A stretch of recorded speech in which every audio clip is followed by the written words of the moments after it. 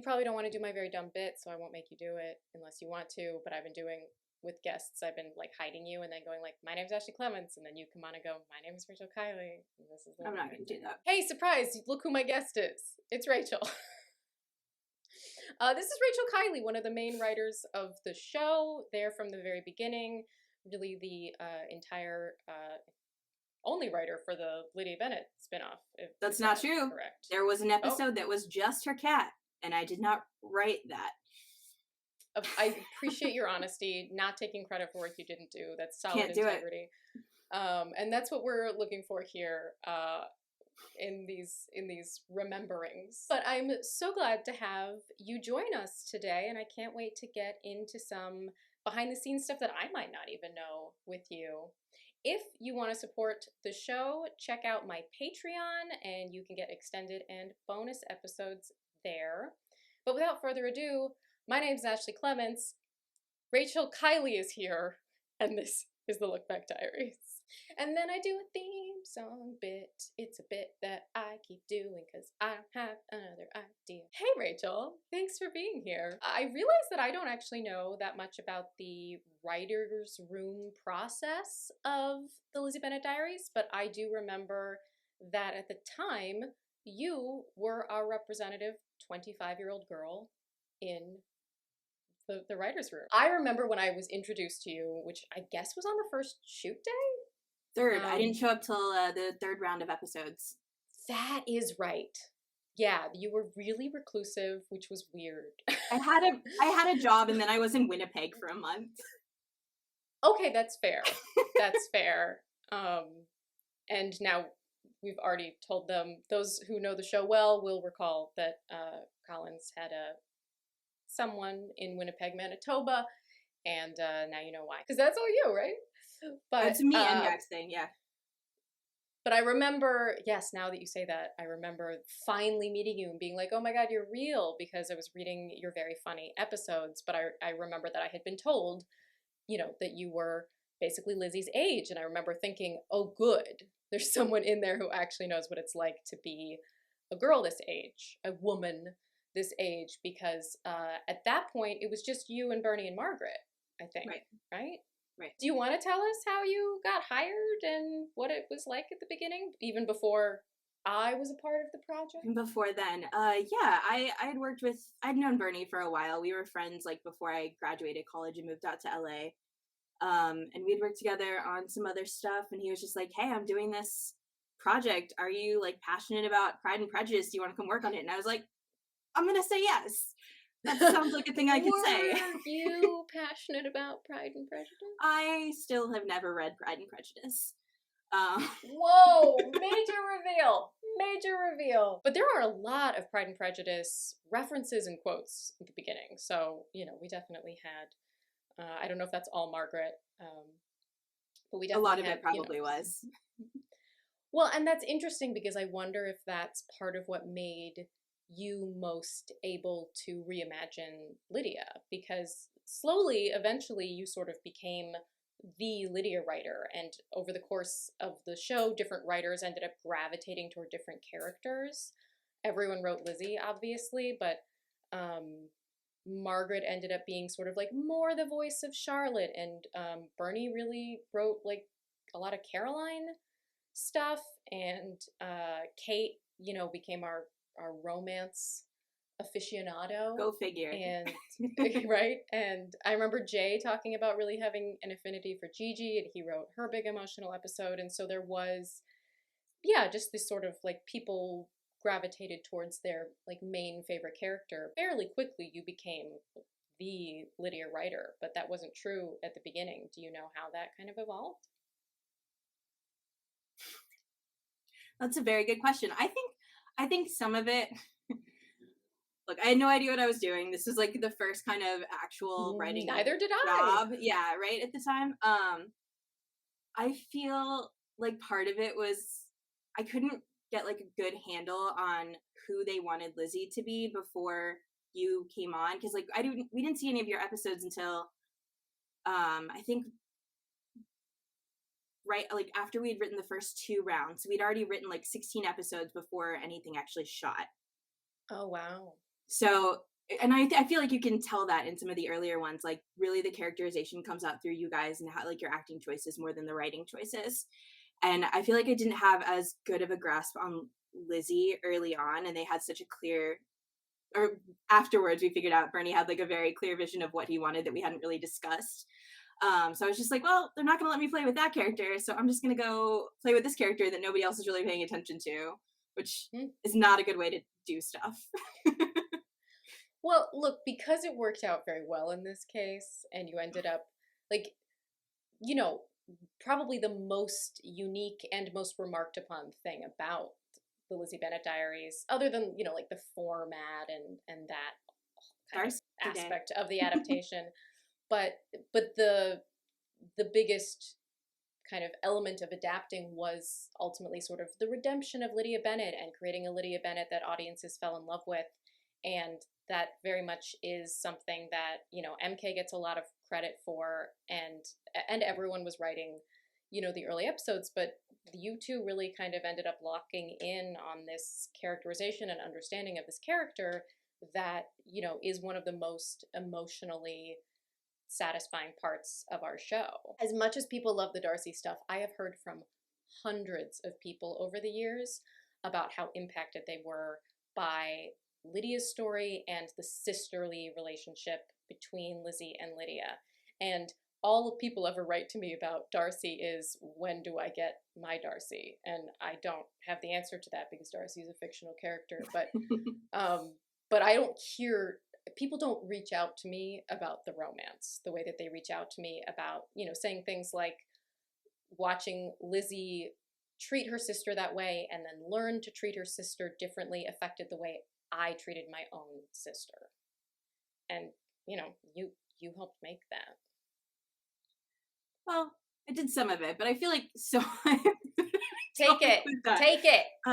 Take the praise, put it in your bag, and go. I don't know what I'm saying. Great. That's really scary, actually. Should I leave? No, please don't. No. Please don't leave me alone here. No, but I feel like so much of, you know, where those characters went and how the relationships developed came from, you know, not to throw it back, but like from how you and Mary Kate and Laura like interacted with each other, like talked to us, like getting to know you guys and what your strengths were as actors and what you like to do. I think so much of all of those dynamics just came from that, and we would have had a very, very different show without any of you guys.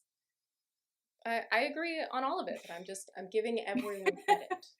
That the melding of great minds and just the right people.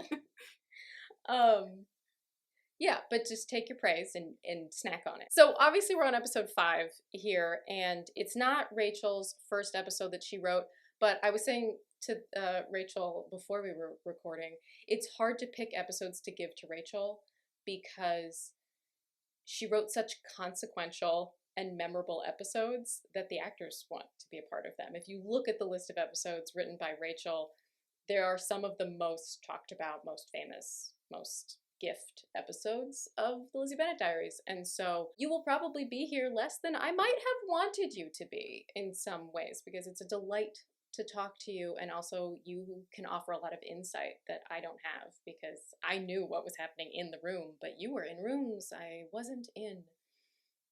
But, you know, it's very poignant. You wrote good stuff and the actors are all excited about it. So this episode is obviously also great, but it's not the first episode that you wrote. You had written the second episode, and then you'd written the 4th episode. So here we are now, and this is already your 3rd episode. Episode 5, After the Wedding, The Real Bing Lee. Shall we take a look at it? Let's do it. Okay, it's what we call my boobs, but it's very much not my boobs. Sure you know what you're doing. I've seen Charlotte work this thing like 1,000 times. There. I'm sure the internet's going to. I know how to turn on a camera. That's not my boobs. Anyway, I'm wearing the shirt that she fixed in the other scene. Start it. Because those were the clothes I brought the first day. You know that we are without yeah, and I think at the beginning I had this idea that Lizzie was like impossible. more of a button-down type of person, and then I didn't own enough clothes like that to maintain that look. Lizzie, you really went through everything. I went through absolutely everything I owned. So, and I wore a lot more florals than I thought Lizzie would have.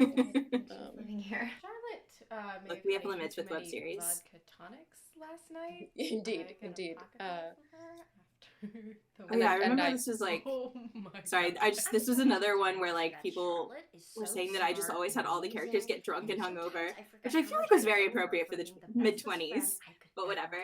Yeah, you know, like they're Sleep that young. long. It is Speaking of the wedding, funny my sister that, Jane is here you know, to I don't tell know us that all about characterization what felt like it happened. stayed Say hi, true to Jane. Yeah. Charlotte, Hi. but It definitely did not.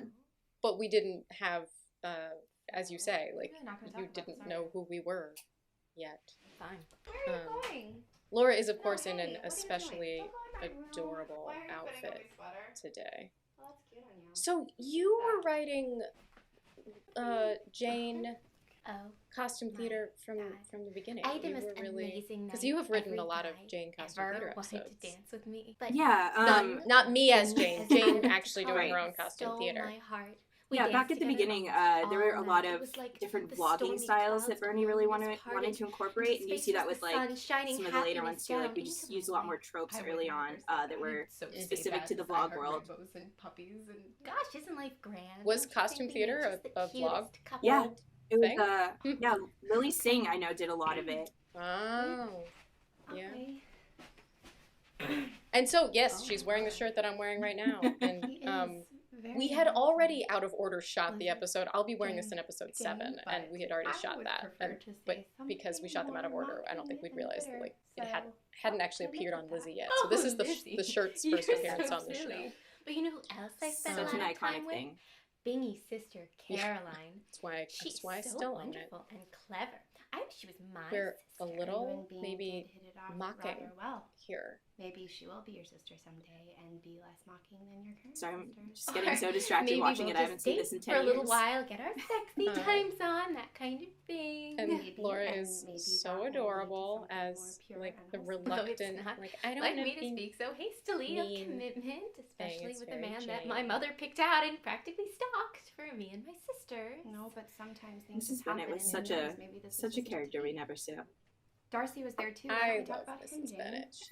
She's one of my And we're favorite done. things I got to do. Oh, we're done. I didn't like it. I don't want to talk about.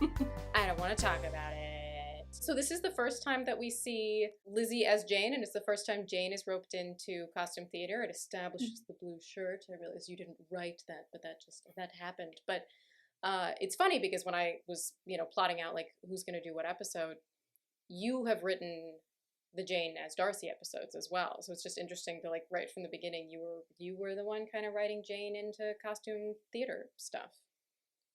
Yeah, I feel like Jane and Lizzie were just so different that it was really fun to play with that dynamic, and just especially like once Laura came on and started playing it that way.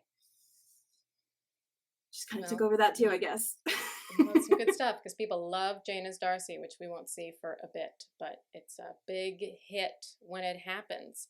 And we're still very early in the show, and we're just kind of being introduced to these people, and but it seems like it's fun. I think it's good. I think you did good. So I think everyone put that did in good. your bag and just do some miming with it. Mm-hmm. Fantastic. Love miming. Fantastic. Well, I have you here because I've talked about you behind your back. Dun, dun, dun. You've seen it though. I know that first of all, you weren't like the final voice in what made it onto the show, so it's not fair to like point all of this to you. But you did write the Stupid Hoary Slut line, and I remember at the time you telling me that was very intentional, and I didn't even realize like that it was such a bad thing to say because I was used to women talking about women that way, and I'm curious if you want to say any words about it yourself. I mean, it's really all there is. Like it was a choice that I made, and I would probably dial it back a little bit if I were to do it today, but it did provide the prejudice part of Pride and Prejudice, and it was definitely. Sorry, I'm thinking about how much I want to say. It was definitely. It was definitely. No, I mean, early on. You're not the only person who wrote that. Like, Margaret wrote episode 3. I call her a slut again. You were really mean to Lydia for a little bit. Was it? Lizzie was mean to Lydia. It's true. It wasn't you. Ashley A real blind Clements. spot in her entire perception, you know? And I think that I always read the script as Lizzie, so I always agreed with her, which also sometimes made it hard to even see when Lizzie was wrong, because as the actor, it's like it's my job to, Yeah. you know, see things from Lizzie's perspective and not to judge it from the outside. And so there were times that I didn't even realize how wrong Lizzie was about all kinds of things. I think one of the weird things about how the show was when we first started, when it was just me and Margaret and Bernie, is we didn't really have like writing meetings to talk about what directions we wanted the characters to go in, or like even what plots were going to be coming up. I think it was like that for the first 2 rounds, maybe, and it was just kind of like, here's the brief 1 sentence of what this episode will be about. So we hadn't really discussed, like, is this a journey that we want Lizzie to go on? And I think that it was just kind of everyone putting their own spin on it and then seeing what stuck. And that's why Bernie and I weren't necessarily in agreement when he kind of apologized for that line and said it was my fault. Yes, we haven't. And I remember that like the correction to it was in the first Q&A, in which Lizzie then goes on to specify that you know, that she has no judgment about like smart consenting women doing whatever they want, and that she hopes Lydia becomes one or something like that. Was sort of the like halfway apology of like, we're not slut shaming everyone, we're just slut shaming Lydia. I don't remember that. That's great. Yeah, I know. I remember it because I remember that you were mad about it. But I guess you didn't tell me Great. that until after like the 3rd month, because I didn't even know you. Yeah, it took a while. Well, and it was funny because I had like no idea who you were, and so all I was reading were your scripts, and I think I do remember being surprised. I don't remember what I expected, but you know, because you're actually very chill, and I think you were writing a lot of like Lydia stuff. That's my impression of some early Lydia. She just needed a lot of attention because she wasn't getting it.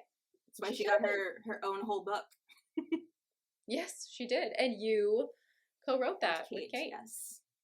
So, yeah, which means that you really wrote like. Sorry, I was not trying to plug a book here.